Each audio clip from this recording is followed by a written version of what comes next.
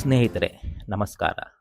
ಇತ್ತೀಚೆಗೆ ಬೆಳಗಾವಿ ಜಿಲ್ಲೆಯಲ್ಲಿ ಸಾಲು ಸಾಲಾಗಿ ಬಂದ ಸಕ್ಕರೆ ಕಾರ್ಖಾನೆಯ ಚುನಾವಣೆ ಮತ್ತು ಹುಕ್ಕೇರಿ ವಿದ್ಯುತ್ ಸಹಕಾರ ಸಂಘದ ಚುನಾವಣೆ ಮತ್ತು ಡಿಸಿಸಿ ಬ್ಯಾಂಕ್ ಚುನಾವಣೆ ನಡೆದವು.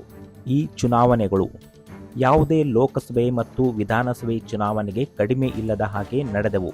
ಇನ್ನು ಹುಕ್ಕೇರಿ ವಿದ್ಯುತ್ ಸಹಕಾರ ಸಂಘದ ಅಧಿಕಾರವನ್ನು ಸ್ವಾಭಿಮಾನಿ ಪ್ಯಾನಲ್ ಅನ್ನು ಹುಟ್ಟುಹಾಕಿ ರಮೇಶ್ ಕತ್ತಿ ವಿಜಯ ಸಾಧಿಸಿದರು ಮತ್ತು ಹಾಲಿ ಸಚಿವರಾದ ಸತೀಶ್ ಜಾರಕಿಹೊಳಿ ಅವರು ಸೋತು ಗೆದ್ದಂತೆ ಡಿಸಿಸಿ ಬ್ಯಾಂಕ್ ಚುನಾವಣೆಯಲ್ಲಿ ಗೆದ್ದು ಅಧಿಕಾರದ ಗದ್ದುಗೆ ಹಿಡಿದರು.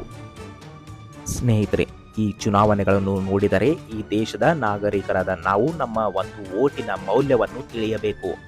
ನಾವು ನಮ್ಮ ಜೀವನದಲ್ಲಿ ದಿನನಿತ್ಯ ಬಳಸುವ ವಸ್ತುಗಳನ್ನು ಹಿಡಿದು ಸತ್ತ ಮೇಲೆ ಹೂಳುವ ಜಾಗ, ಎಲ್ಲದರ ಮೇಲೆ ಇಂಪ್ಯಾಕ್ಟ್ ಬೀರೋದು ಮತ್ತು ಎಲ್ಲವನ್ನು ಡಿಸೈಡ್ ಮಾಡೋದು ಪಾಲಿಟಿಕ್ಸ್. ಸ್ನೇಹಿತರೆ, ಪ್ರಪಂಚದಲ್ಲಿ ಯಾವುದಾದರೊಂದು ದೊಡ್ಡ ಪ್ರಜಾಪ್ರಭುತ್ವ ದೇಶ ಇದೆ ಎಂದರೆ ಅದು ನಮ್ಮ ಭಾರತ.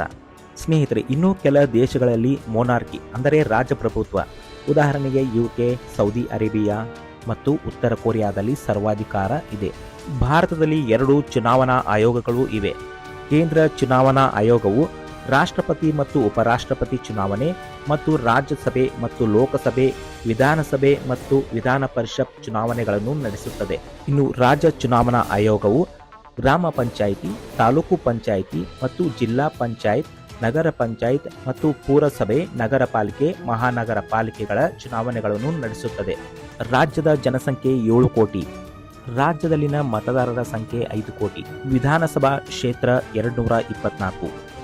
ಸ್ನೇಹಿತರೆ, ಇನ್ನೂ ಕೆಲವು ಜನ ಯಾವ ಸರ್ಕಾರ ಬಂದರೆ ನಮಗೇನು, ನಾವೇ ದುಡಿಯಬೇಕು, ನಾವೇ ತಿನ್ನಬೇಕು ಎನ್ನುತ್ತಾರೆ.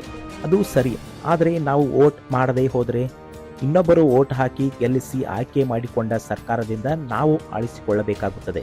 ನೀವು ನೋಟಾಗೆ ವೋಟ್ ಹಾಕ್ತೀರಾ. ನೋಟಾಗೆ ವೋಟ್ ಮಾಡಿದರೆ ಅಭ್ಯರ್ಥಿಗಳು ಡಿಸ್ಕ್ವಾಲಿಫೈ ಆಗ್ತಾರಾ? ಚುನಾವಣೆಯಲ್ಲಿ ನಮಗೆ ಯಾರು ಅಭ್ಯರ್ಥಿಗಳು ಇಷ್ಟ ಇಲ್ಲ ಅಂದರೆ ನಾವು ನೋಟಾಗೆ ವೋಟ್ ಹಾಕಬಹುದು. ನಮ್ಮ ಮನಸ್ತೃಪ್ತಿಗೆ ಮಾತ್ರ ನಾವು ನೋಟಾಗೆ ವೋಟ್ ಹಾಕಬಹುದೇ ವಿನಃ ಅದಕ್ಕೆ ಯಾವುದೇ ಮಹತ್ವ ಇರುವುದಿಲ್ಲ. ಉದಾಹರಣೆಗೆ, ಒಂದು ಕ್ಷೇತ್ರದಲ್ಲಿ 10,000 ಮತದಾರರು ಇದ್ದು 9,999 ಜನ ನೋಟಾಗೆ ವೋಟ್ ಮಾಡಿದರೆ ಅದರಲ್ಲಿ ಒಬ್ಬ ವ್ಯಕ್ತಿಯ ವೋಟ್ ಒಬ್ಬ ಅಭ್ಯರ್ಥಿಗೆ ಬಿದ್ದರೂ ಆ ಅಭ್ಯರ್ಥಿ ಆಯ್ಕೆಯಾಗುತ್ತಾನೆ. ಸ್ನೇಹಿತರೆ, ಒಂದು ವೋಟ್ನ ಪವರ್ ಎಷ್ಟು ಎಂದರೆ ಕೇರಳ ವಿಧಾನಸಭೆಯಲ್ಲಿ ಒಂದು ಸೀಟು 1 ಮತದಿಂದ ನಿರ್ಧಾರವಾಗುತ್ತದೆ. ಒಬ್ಬ ಅಭ್ಯರ್ಥಿ ಕೇವಲ 1 ಮತದಿಂದ ಗೆದ್ದಿದ್ದಾನೆ. ಇದು ಒಂದೇ ವೋಟ್ ಸರ್ಕಾರದ ದಿಕ್ಕು ತೀರ್ಮಾನಿಸಬಹುದು ಅನ್ನೋದಕ್ಕೆ ಇದೇ ಉದಾಹರಣೆ. ಸ್ನೇಹಿತರೆ, ಇರೋ ಅಭ್ಯರ್ಥಿಗಳಲ್ಲಿ ನೋಟಾಗೆ ಹೆಚ್ಚು ಮತ ಬಿದ್ದರೆ ಆ ಕ್ಷೇತ್ರದಲ್ಲಿ ಮರು ಮತದಾನ ಆಗಬೇಕು. ಮರು ಮತದಾನದಲ್ಲಿ ಈ ಹಿಂದೆ ಸ್ಪರ್ಧೆ ಮಾಡಿದ ಅಭ್ಯರ್ಥಿಗೆ ಅವಕಾಶ ಕೊಡಬಾರದು ಮತ್ತು ಎಲೆಕ್ಷನ್ನಲ್ಲಿ ನೋಟಾ ಆಪ್ಷನ್ ತೆಗೆಯಬೇಕು ಅಂತ ಪರಿಹಾರ ಇದೆ.